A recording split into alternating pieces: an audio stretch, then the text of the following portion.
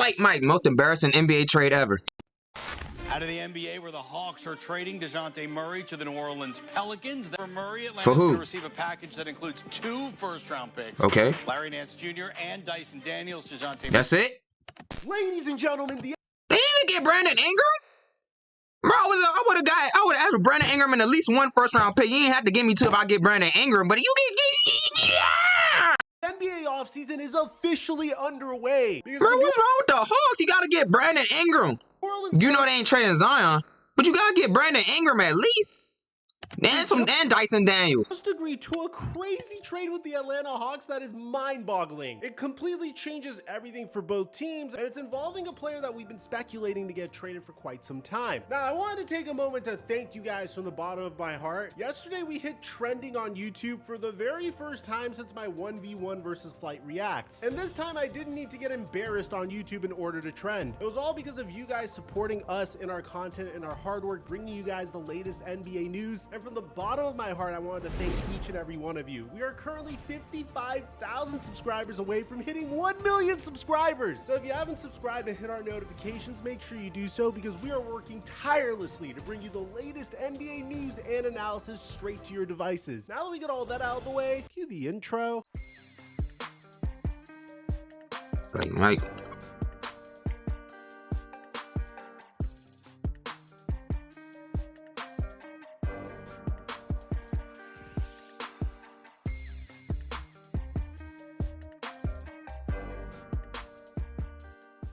Mic check 1 2 1 2. What's going on, everybody? The New Orleans Pelicans rebuild hasn't gone according to plan. If you revisit the summer of 2019, there was once a time where everybody was laughing at the Los Angeles Lakers for the haul that they gave up for Anthony Davis. They traded Brandon Ingram, Lonzo Ball, Josh Hart, 3 first-round picks, and a pick swap in order to get AD. The Pelicans were in prime position to rebuild around Zion Williamson, who was considered to be the next coming of LeBron James. So what would end up happening with those players? Well, Lonzo Ball would have one of the greatest turnarounds we've ever seen, completely remaking his jump shot. He would play for the Pelicans for 2 seasons and then sign a contract with the Chicago Bulls before getting injured after 35 games, and we really never saw him again. Josh Hart played briefly for the Pelicans before getting traded. Brandon Ingram's currently on the Pelicans, but they aren't really expected to extend him. And with their draft picks, they selected Jackson Hayes, who is currently a Laker, Nickeil Alexander-Walker, who's no longer with the team, Herb Jones, and Dyson Daniels, who we're about to get to in just a sec. The Pelicans have been kind of a mess during the Zion Williamson era because he's not healthy. In one game he was balling, and he's having the best game of his career. He got hurt towards the end. Dang. Question of whether or not Zion Williamson even wants to be on the Pelicans throughout his career there. But David Griffin and company have been relentless as ever, trying to build the perfect team around Zion. And to Zion's credit, for the very first time in his career, he was fully healthy. Yeah, that face like that. 70 games, averaged 23 points per game, dished 5. He played in 70 games. That's a start. He played in 70 per game and shot 57% it's more than Ben Simmons. from the field. But at the conclusion of the regular season, David Griffin made it known that he wasn't really impressed.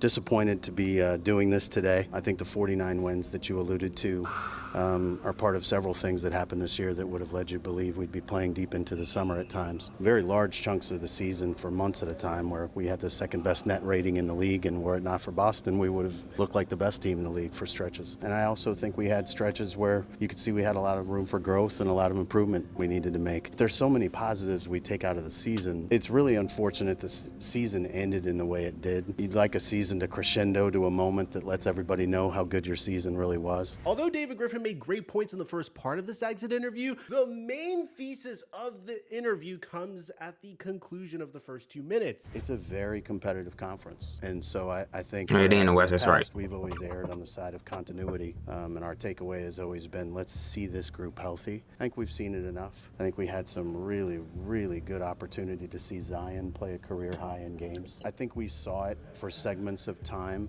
well enough to understand that we've got a lot of work to do. The Pelicans have a major situational defense problem. I mean, they went 0-26 when trailing in the fourth quarter. Damn, so they can't come back on the team? of those games, they were leading by 20 plus points and lost. And a lot of Pelicans fans don't I mean, I feel like every team does it every once in a while. They always blow up a big lead. At this point. Originally, the thought was that because human nature starts to sit in. Trade with Brandon Ingram because they didn't believe that Brandon Ingram deserved a 4-year, $208 million max. Currently, the teams that are interested in Brandon Ingram are the Philadelphia 76ers because they have $60 million in cap space, while the Cavaliers also have the opportunity to trade for Ingram if they want to break up the core of Donovan Mitchell, Darius Garland, Evan Mobley, and Jarrett Allen. The Atlanta Hawks were also another team mentioned for Brandon Ingram, and the Atlanta Hawks could desperately use a player of Brandon Ingram's caliber to put next they to blew Trae it. Young. During the 2020 to 2021 season, this team made a magical run in the playoffs. I mean, they beat the Knicks in a gentleman's sweep in the first round, they defeated the Philadelphia 76ers and ruined Ben Simmons' career in the second round, and they made it all the way to the Eastern Conference Finals. This play really messed up his career. He was never the same after this. Dang. Second round, and they made it all the way to the Eastern Conference Finals, where they would lose to the eventual NBA champion Milwaukee Bucks. It was a magical season where Nate McMillan took over for head coach Lloyd Pierce, and in a season where they finished top 10 in offensive rating and 21st in defensive rating. So they decided to run it back the very next season, and in the very next season, they would finish second in the NBA in offensive rating, but 26th in the NBA in defensive rating. So they don't play no defense. Was if they were able to get a two-way guard to pair with Trae Young, then maybe that would minimize some of their issues and they can make a run to the NBA Finals. So they swung. What makes you buy Indeed? I didn't know you on Indeed. A very aggressive trade for Dejounte Murray, giving up Danilo Gallinari, 3 first-round picks, and a pick 23, swap to get 25, 26, 20. Dang. The results weren't really the greatest. I mean, it was more of the same for the Atlanta Hawks. They essentially gave up all these assets to become the same team. In the 2022 to 2023 season, the Hawks still finished 7th in offensive rating, but they would finish 22nd in defensive rating. And then this past season, with Quinn Snyder as their head coach, they finished 27th in defensive rating and 12th. Damn, they got worse on offense. So it's like they gave up all these assets for Dejounte Murray, and it literally did nothing for them. They finished with the #1 overall pick in the NBA draft. But the good news is they were able to sign Dejounte Murray. Oh, that's right. He signed a contract extension last summer. Dejounte Murray is getting paid an average of $28.5 million a year until the conclusion of the 2027 to 2028 season, where he has a player option. That is amazing. That's close to the amount that Jalen Brunson is getting paid each and every year for one of the premier two-way players in the NBA. There's no rush to trade him at this point. He already signed on the dotted line. And statistically speaking, he looks as good as ever. He averaged 22.5 points per game this past year. He shot 36% from 3. He dished out 6 assists and 5 rebounds per game this past year, had a positive offensive box plus minus and VORP. So if the Hawks play this situation right, they could have leveraged the Dejounte Murray trade into a plethora of assets and really set themselves up for either a retool or a rebuild. And with all due respect, they did not do that at all whatsoever. So according to the Atlanta Hawks are trading Dejounte Murray to the New Orleans Pelicans. Yes, ladies and gentlemen, Dejounte Murray is going to be going from a Hawk to Pelican. First-round pick via the Los Angeles Lakers. They didn't even get Brandon Ingram? Least favorite or Zion? Milwaukee/Pelicans 2027 first-round pick, Larry Nance Jr., and more for Dejounte Murray. We would find out that more pretty much means Dyson Daniels. And that's the full details of the trade. The reason the Pelicans are doing this is they were 0-24 when trailing entering the fourth quarter and 2-14 in close games, and they see Murray as a player who can generate offense late in games. The Pels remain committed to a core that includes Zion Williamson and CJ McCollum. The Pels are trying to find some common ground with Brandon Ingram's contract. Yeah, one move. Are ending the Dejounte Murray and Trae Young experiment, bringing on a promising young wing in Dyson Daniels, and getting a pick in the deep 2025 draft. Landry Fields knew the Hawks had to make a move in the backcourt, and there's still more offseason work to be done. So let's break this down, man. For the New Orleans Pelicans, no question about it. This is an A++ type of move. This is the type of move where Brandon Ingram looks at the team and says, damn, do I really want to leave this team that just swung a huge trade that could potentially rock? You supposed to be part of the trade, buddy, but I don't know why the Hawks don't want you. What do you do? to the top of the Western Conference? Bear in mind, during the 2022 to 2023 season, in the beginning of the year when Zion Williamson was fully healthy, the New Orleans Pelicans were a top 3 team in the West. And this year, you already heard that they were very much on the cusp of being one of the best teams in the Western Conference, but they had difficulty closing games. Now they add a player that brings defense to their roster, alongside Brandon Ingram, who has always been a solid defensive player in my opinion. I think this is the type of trade that could make the New Orleans Pelicans this year's version of the OKC Thunder or the Minnesota Timberwolves. And they didn't have to give up CJ McCollum or Brandon Ingram, or of course not Zion Williamson. They gave up a Lakers 2025 draft pick, and at that point you're pretty much banking on the Lakers to stink this year. That pick could easily be the 17th overall pick in this year's NBA draft, depending on how good JJ Redick is and how incredible Bronny James is, of course. And then you get to pick between your own pick and the Bucks pick to send over to the Hawks in return for Dejounte Murray. For the Pelicans, this is a fleece. There's no way I could look at it otherwise. I don't typically give this aggressive of a take whenever I record videos, but in this case, it's an A++ for the Pelicans. For the Atlanta Hawks, I usually never grade a team this low whenever it comes to a trade. Trade should be a win-win. That's the thing about the trade. It should be a win-win.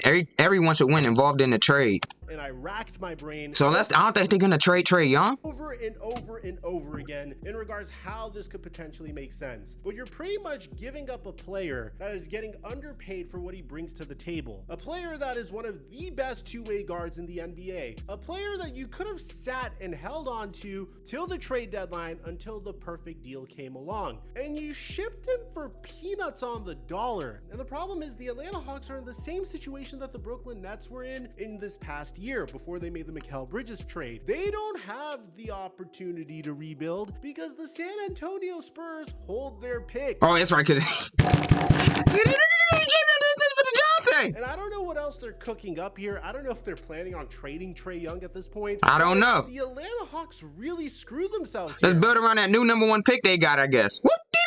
Dejounte Murray was their best asset. This is the type of trade I would say is good for Clint Capella, but for Dejounte Murray, the one-time All-Star, the 2021 to 2022 Steals champion, a player that shoots 36% from 3, a player that was averaging a steal per game, a player that's getting paid $28 million a year for the next 3 seasons minimum. This is what you get in return for him? Dude, I'm sorry, I rarely ever do this. But for the Atlanta Hawks, this is an F.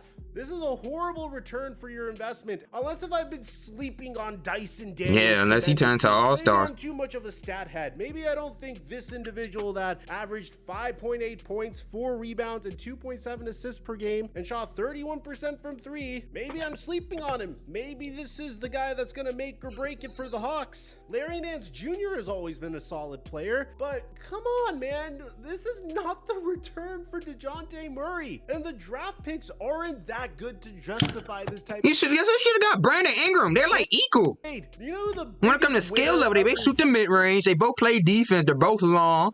Trade is, it's the San Antonio Should have got Brandon Spurs, Ingram. because once again, the San Antonio Spurs get the Atlanta Hawks first round pick from 2025 all the way to 2027. And this is a cautionary tale for the teams that like to go all in on these stars, because if you mess up, you're making big time. Your future. significantly stronger. Yeah, you had no future. Antonio Spurs recently traded for a 2031 unprotected draft pick from the Minnesota Timberwolves. We have a separate video on that because I think it's really unique, but that combined with the trade that they made for Dejounte Murray might set up Victor Wembanyama for a Kareem Abdul-Jabbar-esque career. So for the Spurs, you also get an A+ for the way you've been rebuilding around Wemby so far. But the Hawks, man, oh my God, this is one of the worst trades I think I've ever reported on in quite some time. If you're a Hawks fan and you think I've been riding you guys too hard, please rationalize the trade in the comment section down below. Tell me why you think otherwise. This is the worst trades I've ever seen. Videos on Kyle Filipowski and the Rob Dillingham trade coming to you guys soon. It may be up already. If it is, it'll be up on the end screen, and I'll catch you guys there. I'm your boy Mike, and I'm dropping our mic until our next upload. Shout out to Flight Mike. One more.